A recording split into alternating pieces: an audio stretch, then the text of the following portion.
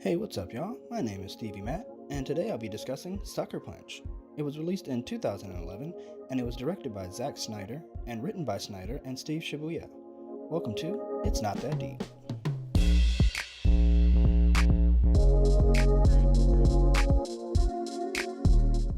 So with Snyder's name all over it, I hadn't seen the movie yet, obviously, but I went in expecting, great cinematography and visuals with a story that almost hits but just misses the mark. Because that's how I feel about a lot of the work that I've seen of his so far. He's an excellent cinematographer, but he might want to leave directing to better storytellers. Here's my thing about this movie.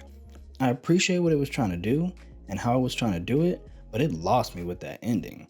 It frames itself as empowering with its message at the end that you have all the weapons you need, now fight. But it asks women who already had everything, right down to their very agency, stolen from them, to sacrifice even more to find freedom. There is some trickery around whose story this actually is, and it lends itself to arguing on an abstract level about who the protagonist actually is, but on a functional level, it's baby dolls. The entire story is told through her POV, she drives the plot, it's her story. Yes, Sweet Pea is the one who escapes, but this is a story about how Baby Doll helps her do it. It's still her story, even if she essentially dies at the end. So that's mostly irrelevant. But I'm sure it gives film bros the out they need to avoid dealing with the deeper implications of this story. The deeper conversation to be had about this movie is what it has to say about patriarchal violence and women's liberation from it, because that's what it's about. Clearly, the layers of alternate realities that we experience this story through are Baby Doll dissociating from traumatizing situations, as a coping mechanism. That's a very common mechanism, and the way it's illustrated here is actually really clever. Yes, there's a ton of CGI, which film bros absolutely despise, but in a story drenched in surrealism, it's more than apropos. Really, my biggest gripe with the visuals is the over-reliance on slow-mo, particularly on the train, where it's like every 5 seconds for a couple minutes straight.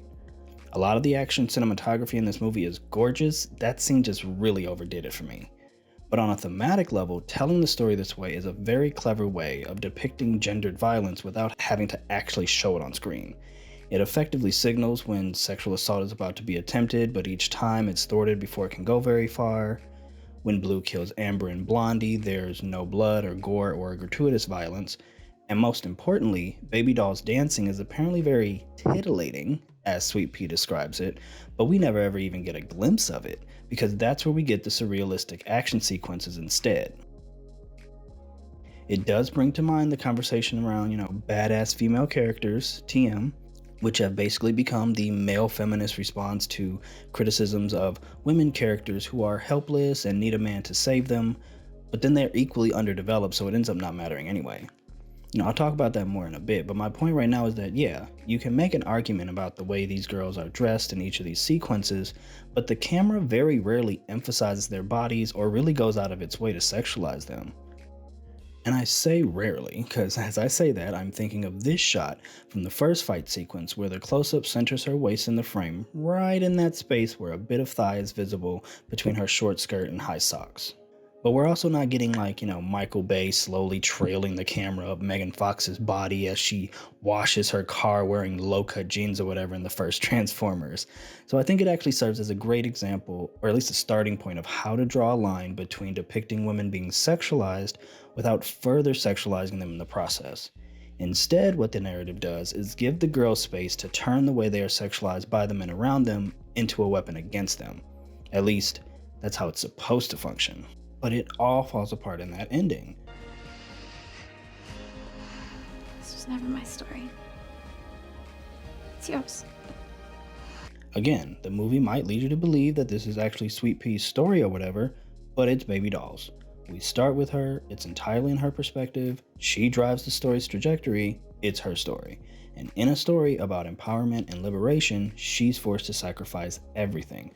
She loses her mother, then accidentally kills her sister, trying to protect her from their abusive stepfather, who then successfully gets her committed to a mental asylum, and we can assume he successfully steals her inheritance in the process, where she's then abused by the head orderly, who then succeeds in getting her lobotomized.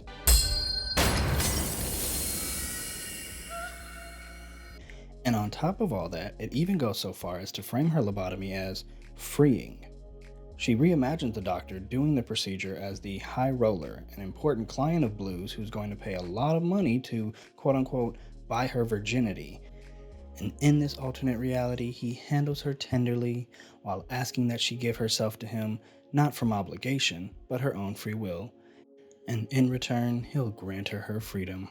This is, of course, ridiculous, right? The power dynamic between them, him being a client of Blue's, not her own, means that she has no consent to give. Sure, he can sweet talk her all he wants, but what if she still hadn't wanted it? Would she have been able to exit the situation safely?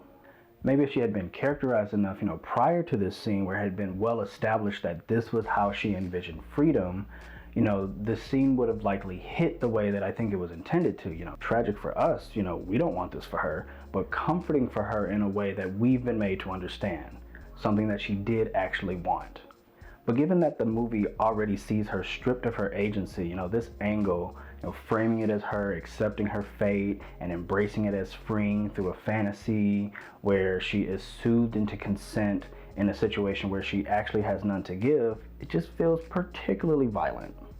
The movie positions her as a badass whose badassery helps a total of one other girl escape the horrors of patriarchy, but doesn't even allow her to kill the man abusing them all.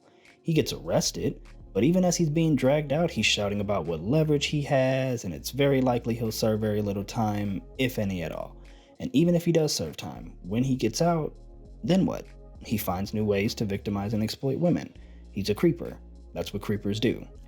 And what about the other male orderlies who inexplicably assisted in his violence? They get off with some light grumbling about how they don't feel right doing this anymore, but he raises his voice and they all just walk away and let him do it. He is one man, he is still injured from the stab wounds, but he raises the voice a little bitty bit and they all fall in line. And I'm supposed to believe they're not just as responsible as he is?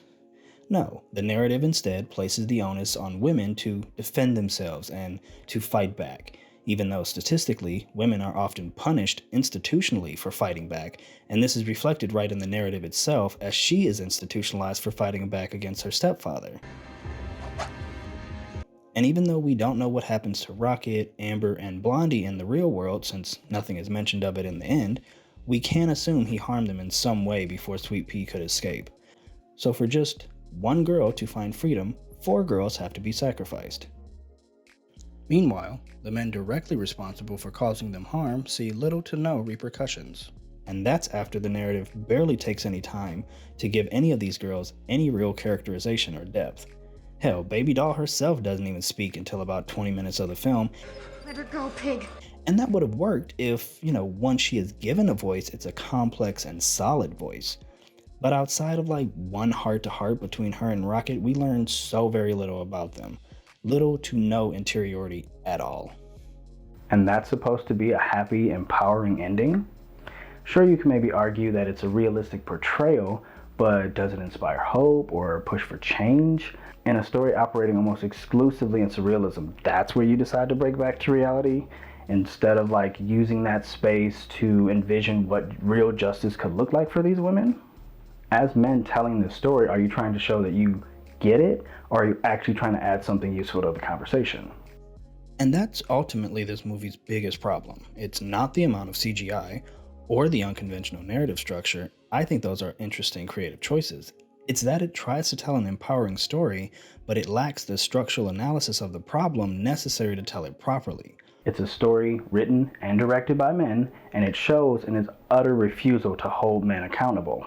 And it's just let women tell their own stories, bro. Please stick to the rivers and the lakes that you're used to. I'm thinking of Birds of Prey, directed by Kathy Yan and written by Christina Hodson. And from those 2 women, we get a narrative that is just as creative and imaginative in its narrative structuring, and allows Harley Quinn to break the legs of a man who calls her a dumb slut, and the dude who spends the whole movie trying to kill her, she just blows him in half. There's no apology or half-assing or punishment by the narrative for women responding to violence from men with violence of their own. And when you have a story like Sucker Punch that's trying to illustrate this violence that women must endure from men, that's the kind of angle you need. Anything softer than that, and you might as well keep it. And I get it, I'm also a man, which is why my point really boils down to, Just let women tell their own stories for themselves. We can fund, let our names pop up as executive producer who basically just throws the cash and then gets out of the damn way.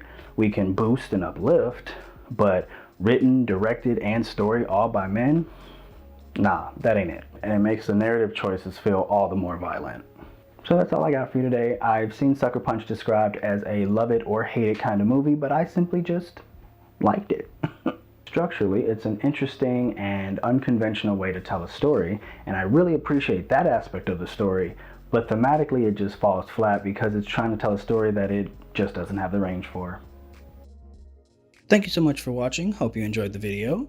If you did, hit that like button to show some love. Feel free to leave a comment down below. And while you're at it, go ahead and hit that subscribe button so you never miss another one. Check me out on Twitter and Ko-fi for more ways to stay up to date and show support. Take care of yourselves and each other. And I'll see you in the next video.